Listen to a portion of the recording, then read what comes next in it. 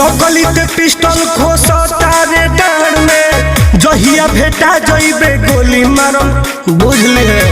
रंगदार बोल छोड़ा दे। नकली पिस्टल खोसता रे डांड में जहिया भेटा जइबे गोली मारम कपार में